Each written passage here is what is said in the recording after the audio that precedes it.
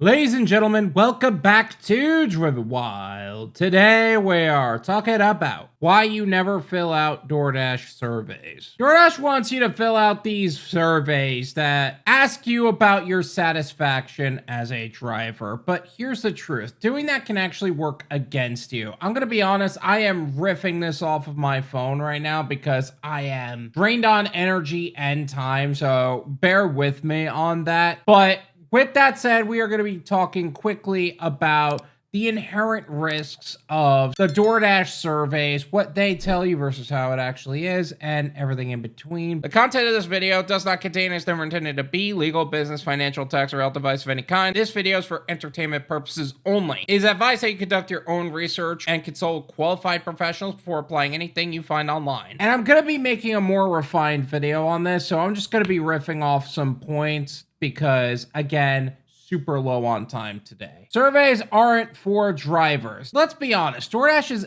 MO is simply to find more ways to get more orders done, and that also means that they're trying to collect data that benefits the company, not benefiting the drivers. That means adjusting policies, pay models, testing features that, again, aren't for you, but are for the company, are for the benefit of the shareholders of said company, etc. And just like you wouldn't tell your boss exactly how miserable you are in a job satisfaction survey, there's a risk in how your answers get used, especially the one time I did a survey for DoorDash. This was a huge mistake on my part. I also mentioned that I had other apps that I worked on, and you know what happened a month later?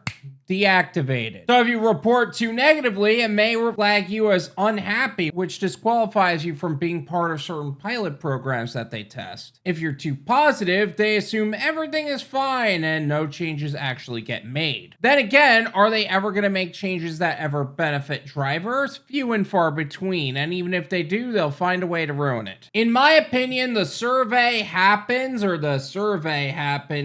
the driver's behavior. That means declining low orders, no tip, no trip, diversifying your gig portfolio without saying that you're diversifying your gig portfolio, sharing experiences with other drivers and making sure that you are protected in that way. That's what's really going to send the message. DoorDash, this is just paperwork for an algorithm, not a tool for real change. So before you fill out that survey asking you if you are satisfied with being a DoorDash driver, remember it's not about helping you, it's about helping the company. And the real power is making sure you are only taking drives that make sense, having a diversified gig portfolio, and developing an exit strategy that makes sense for you. Thank you so much for watching. I really appreciate it. As always, make sure to hit the like, subscribe. Again, I'll make a more refined video on this in the future. So this isn't going to be the final cut of this. Again, this is going to be a very limited editing sequence, so you're probably not going to see everything on screen. Regardless, I'll see you guys next time.